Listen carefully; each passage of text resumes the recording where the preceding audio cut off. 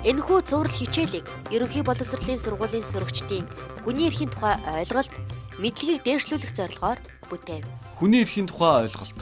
Хүний эрхийн хамгийн дээд зорилго бол бүх хүний эрхэм зэргийг хүндэтгэх явдал юм. Хүний эрх, хүн төрөлхтний нийтлэг хэл. Хүний эрх, бүх нийтийн үүрэг хариуцлага.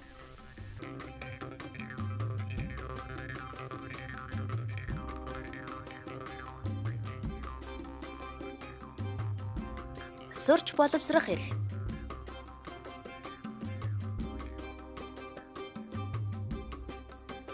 Сурч боловсрох эрхтэй холбоотой тестийг нийслэлийн лаборатори 1-р сургуулийн 10 А ангийнхны дунд бөглүүлж тэдний энэ эрхийн талаарх ямархуу үзэл хандлагатай явдгийг багч гэсэн мэдхийг зорьсон юм а. Тэгвэл одоо тестийн хариуг харцгаая.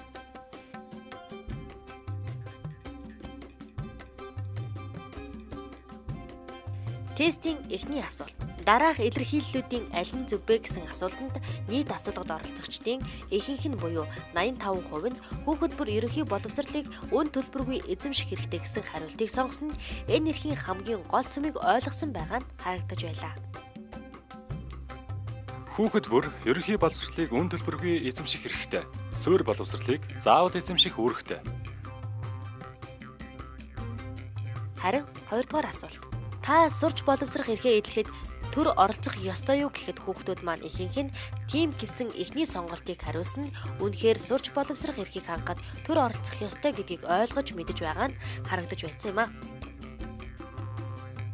Сурч боловсрох эрхийг хангах, хамгаалах үүргийг засгийн газар хүлээсэн байдаг. Үүнд хүн бүрт бага боловсролыг үн төлбөргүй заавал олгох, үн төлбөргүй боловсрол олгох явдлыг дэмжиж, шаардлагатай арга хэмжээг авах. Анхан шатны боловсролтой болоогүй болон сургууль завсардсан хүмүүст боловсрол олгох явдлыг хөхүүлэн дэмжих, бүх шатны сургуулийн системийг хөгжүүлэх, багш нарын материалын нөхцөлийг байнга сайжруулах. Дараагийн асуулт. Сурч боловсрохтой холбоотой таны хүлээх үүргийг аль баримтч заасан байдаг вэ гэсэн асуултанд маань харин хүүхдүүд маань бага зэрэг эргэлзэж байсан ч тэдний хууль эрх зүйн талаарх ойлголт гайгүй сайн байгааг тэдний хариултаас нь харж болох юм.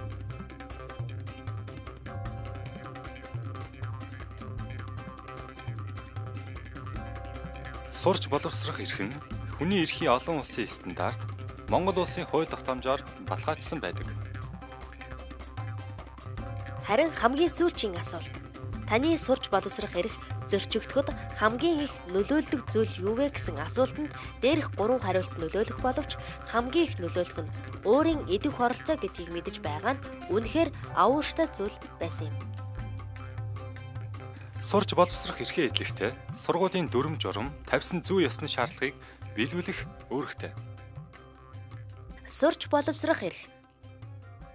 Сая та нарын бүгэлсэн тест сурч боловсрох эрхтэй холбоотой тест байсан тийм. Тэгэхээр зэрэг ер нь бол хүнд ямар эрхүүд байдгийг гэдгийг бол та нар мэдчихэж байгаа. Тэгэхээр ямар эрхүүд байдгийг нэг гялс нэрлээд хийж. Амьд яв. Өөрийгөө бусдаас хамгаалах хэрэгтэй. Эрүүл аюулгүй орчныг амьдрах хэрэгтэй. Сонгогдох хэрэгтэй. Бусдад өөрийнхөө үзэл бодлыг бас илэрхийлэх хэрэгтэй. Сурч боловсрох агуулгын хүрээнд ямар юм орно гэж та нар бодож байна. Сурч боловсрох эрхтэй л гээд ах юм бол тэр эрх чинь өөрөө хэрэгжээд ах юм уу? Сурч боловсрох аюулгүй тайван орчноор хангуулах. Нэгдүгээр багш нар сургуулийн боловсролын байгууллагын ажилтан албаагчдыг бэлдэж өгөх хэрэгтэй.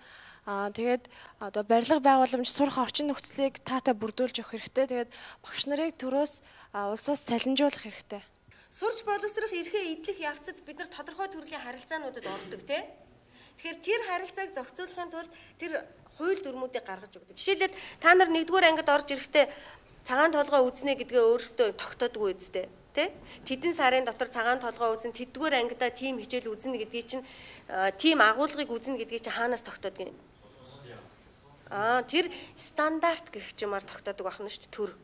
Боловсролын стандарт гэдэг юмар тогтоодог байна. Гэхдээ Монголын төр жишээлбэл тэр стандартыг олон улсын стандартад нийцүүлж боловсруулдаг гэсэн.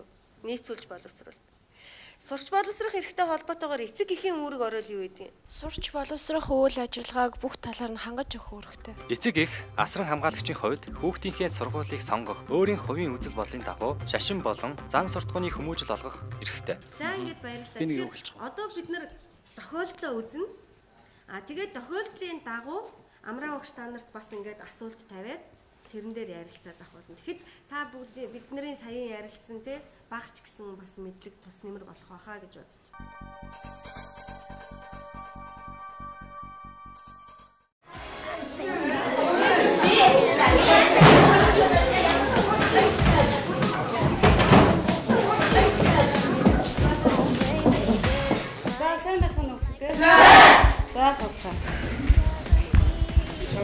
За өнөөдрийн хичээлд бүгдээрээ давтлах хичээл орно.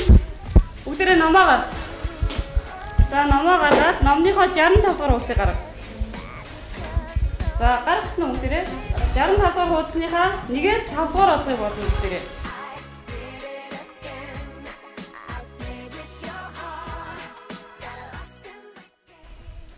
Яна найз нь харагдахгүй байна. Найз нь биччихлээ чи одоо бод. За.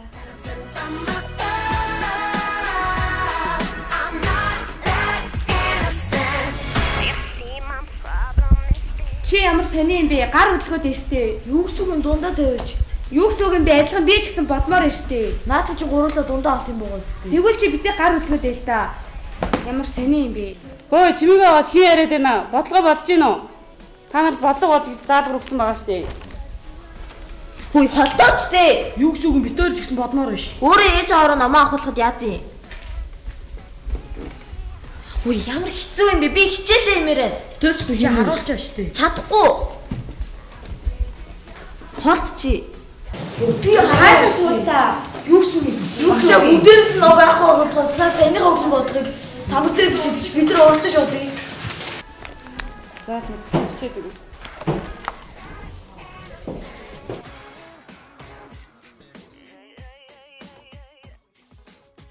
Дөрөвний 4. 4-4 сар 5-6 хоош. Ой хий яриад байна. Энэ самбар дээр бодлогыг бичээд авал та. Хурдан бодоод дөнгө аваа удаа штэ. Завсарлаа штэ. Оо за хамт уурчлаа. Дараагийн хичээл дээр энэ бодлогоо үргэлжлүүлж бодъё заа ёо. Ёо чи бололтоо.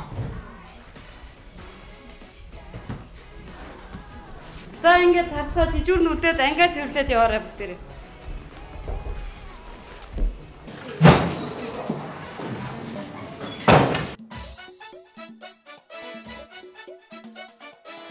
Төрийн байгууллага юм уу айсга сургуулиас номны хангамж муу ч юм уу тэгээд хүүхдүүд ном нь хөрөлцөхгүй хичнээн ингээд одоо ингээд зөрчигж гин гэхэд хэлээд энэ бол засрахгүй. Яагад бол бас манай Монголын амьдрал ямар байгаа вэ те. Тэрнийг бас харж үзэх хэрэгтэй.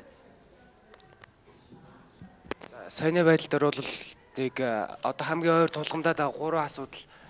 Нэгдүгээр болохоор ширээ сандлын анги танхимын тийм хөрөлцөө муу байна. Нэгдүгээр хоёрдугаар болохоор номны хангамж бас муу байна. Гуравдугаар багшийн хайр халамжгүй байдал те хайхрамжгүй байдалтай тийм 3 юмыг үзүүлсэн л зураг байна гэж ерөнхийдөө ойлголоо. Тэгээд саяны асуудал дээр болохоор багш бас их хайн хандж байна л да. Энийг бол цаашаа сургуулийн захиргаа тэр цаашаа мэддэгдэх хүмүүст нь мэддэгдээд хүүхдүүдийн хичээлийн одоо тэр сурах хичээг тэр суух суудал сандал тэр хүлцээг бас цааш нь дамжуулж уламжлуулж дараа хичээл дээр иймэрхүү юм гаргахгүй байхтал авч хэлцэх хэрэгтэй байтал багш нь бас тэрэн дээр баг зэрэг хайн хандж буруу зүйл хийсэн байх гэж бодож байна. Энд дээр бол 5 дахьтай сурч боловсрох тэр орчин бол тэр юу ирэх бол зөрчигдөж байна. Тэгээ сүүлд нь энийгээ зөрчигдөж байснаа те харамсгаа биднээс ойлгон. Тийм учраас ингээд эвлэрээд яваад ах уугүй гэдэг одоо цөмөр ингээд эндээс эхлээд ярьцгаая. Тэгээ цөмөр ингээд бүх сурагчид багш нараа нийлж ингээд энийг хийцгээ. Энэ айгүй ач холбогдолтой зүйл гэж бодож байна. Одоогийн нийгэмд бол одоо энэ асуудлыг шийдэж чадахгүй байхаа гэж бодож байна. Ямар шаардлага бидэрт энэ санхүү алга биш. Манай засгийн газарт хөрөнгө байхгүй. Одоо би өштэй саяны дээр анги сууж байгаа 3 суужгаад за би тэр багшид сургуулийн захиргааны гомдол мэдүүлж олно. Тэгтэл тэр сургуулийн тэр багш эдний анги намайг инглээ. Тийм болохоор тэр ангид буцааж хандах хандлагаас нь л хүүхдүүд айгаад байгаа болохоос нэг тэр багшийг нэг хайрлаад яагаад байгаа юм биш гэж бодож байна миний хувьд. За төр хийх ёстой юм байна. Хийхгүй бол яах вэ? Хийхгүй байвал бид нар төрд яаж хандах вэ? Түрүүн хэлсэнтэй төрийг бол бид нар сонгосон, биднэрт үйлчлэх ёстой гэж тийм ээ. Тэгэхээр хийхгүй бол ингия гэдэг саяын санааг тий чагсаал цуглаан байж болох юм гэж ярьд. Өөр бид нар төр ажиллаа хийхгүй, төр биднэрт үйлчлэгээ үзүүлэхгүй, төр бид ирээдүйн Монголын боловсон хүчин болохоор төр бид нарыг хангаж өгөх хэрэгтэй шүү дээ. Төрөөс яг уу дээрээс явуулж байгаа бодлогоо сайжруулад гадны орны сургуулиудын жишгээр тэдний сургалт судалгаа ямар байдгийг сайн судлах хэрэгтэй болов гэж нэгдүгээрт бодож байна. Хоёрдугаарт зураг телевизээр яриад байдаг боловсролын байгууллага төрөөс тэдэн төгрөг очлоо. Тэрийг бид нар яг үнэндээ бол мэдэхгүй шүү дээ. Яг юу ийгээд биднэрт яг ямар ашигтайгаар тэр мөнгө зарцуулагдаад байгаа. Тэрийг бас яг тодорхой сурагчдад 10 жилийн сурагчдад оюутнуудад ерөн боловсролын байгууллага сурч боловсрч байгаа бүх хүмүүст тодорхой тайлбарлаж, тайлан гаргаж, харуулж үзүүлж явах хэрэгтэй болов гэж бодож байна. Та бүхэн энэ ангид суралцж байсан бол юу хийх вэ? Тэгэхээр сургуулийн захиргаанда одоо өргөдөл юм уу одоо гаргаж шаардлага тавина. Тэгээд болохгүй бол эцэг ихтэй хандна. Тэгээд одоо нэг тийм юу одоо шаардлага тавиад өөрчлөлт гарахгүй бол тэгээд одоо миний хийж чад хамгийн юм бол одоо тэр нэг бүр дээшнээ л нэг өргөдөл гаргана. Тэгээд тэр нь бүтэхгүй бол тэгээд нэг ганц өөрөө үздэхэд бол юм хийж чадахгүй байна. Дээд чатны боловсролыг эзэмшихтэй авьяас чадрыг харгалзан альва төрлийн ялгуурлан гадуурхалтгүй тэгш боломжтой байх хэрэгтэй. Биднээс одоо үнэхээр дотор боддогдож байгаа зүйл бол үнэхээр сургуульд өргөдөл гаргаад тэгэл цаашгаа явах хэрэг биднээс хүлээж авдаг сонсдог хүн байхгүй. Тэгэл биднээс ингээл дарчдаг. Тийм учраас угаасаа цаанаасаа явъя гэсэн гал дүл биднээс байгаа учраас тэнийг бадрааж өгөх тийм хүч байхгүй учраас биднээс угаасаа тэрнээс ч өшөө зүйл хийж чадахгүй. Тийм учраас ганц хүн гал болдгоо те. Тийм зүрх зүгээд гэж тэр шиг биднээс нийт Монгол улсад суралцж байгаа бүх боловсролын хуулиас ингээд үр шимэн авсж байгаа бүх хүүхдүүд нийлээд нэгдээд энэ бүх зүйлийг ингээд гэрээ контакт ингээд хийж чадах юм бол биднээс энийг өөрчилж чадах байх гэж би ойлгож байна. Нэг ном ихэд 3500. Тэгээ математикийн ном болох юм бол бүр 4000 гол явчихна. Тэгээ тэр бүгдийг ганц ном авахын төлөө тэр хүн бол тэгж мөнгө авах гэж чадахгүй шүү дээ. Үнэхээр би нэг сурч боловсрох эрхийн хүрээнд нэг ийм имийг хилчмээр байна гэд ингээд дотор чин захтнаад байгаа асуудал байна уу? Дандаа олд үзээ явцдаг. Одоо бараг 100 шахам хувь олж. Би одоо ирээдүйд би те нэг ингээл гэрэл мэрэл хийгээл физикч болохгүй альсвал би компьютерт юм шивснэн дээр үү? Агуулга те төлөвлөлт ямар байх ёстой вэ? Тэр нөө нэг яг одоо би тэр нэг шинжлэх ухааны хичээлүүдийн цагаас тэр одоо яг ирээдүй хэрэглээнийхээ хичээл рүү төлхөө шахаж өгмөр байна гэж. Компьютерийн хичээл их оруулаад энэ интернет дээр тийм юм мэдээлэл авах тийм. За баярлалаа. Зүгээр ингээд нэг дэмжлэг үзүүлэх ёстой гэд ингэчгээр хайчих ёстой биш ээ. Гол нь би та нараас асуугаад байсан бид нар юу хийх ёстой вэ гэдэг дээр ингээд нэг фокус өгөөч гэдээсэн тийм ээ. Наад зах нь л өргөдөл бичээл одоо энэ шиг ингээд үзэл бодлоо хэлээл сурчих юм бол эн чинь бол яг уу нэг алхам. Та бүхний хэлж байгаагаар бид нар өнөөдөр гараад бүх ангиудыг хоёр-хоёроор нь суулгадаг болгоод нэг ээлжтэй болгож болж чадахгүй. Энийг бол та нар ойлгож байгаа. Гэхдээ бид нар тэрний төлөө идеал болгож ажиллах ёстой. Энэ ажлын нэг хэсэг нь бол энэ гэж бодож байгаа. Энэ нэг хэсэг нь. Тэ та бүхэн ингээд үзэл бодлоо хэлдэг боллоо.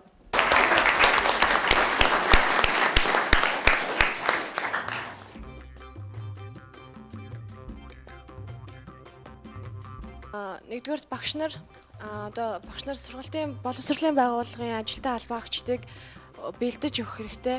Тэгээд одоо барилга байгууламж сурах орчин нөхцөлийг таатай бүрдүүлж өгөх хэрэгтэй. Тэгээд багш нарыг төрөөс улсаас салинжуулах хэрэгтэй.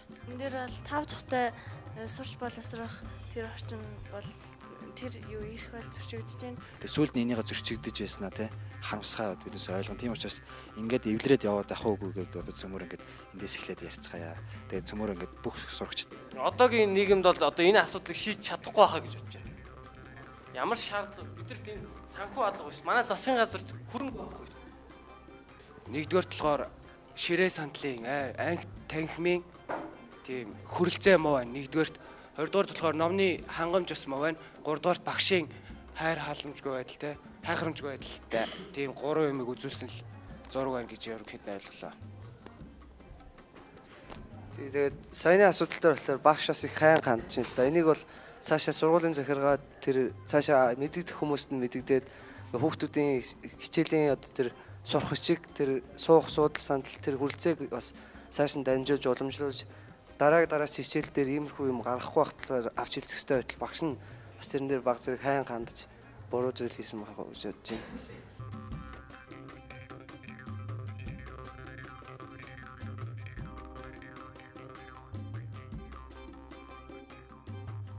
Хүний үндсэн эрх, хувь хүний нэр төр, үнцэн болон эрэгтэй эмэгтэйчүүдийн эрх тэгш, түүнчлэн том жижиг улс үндэстнүүдийн эрх адил тэгш гэдэгт итгэх итгэлийг дахин нотлох. Нэгдсэн үндэсний байгууллагын дүрмээс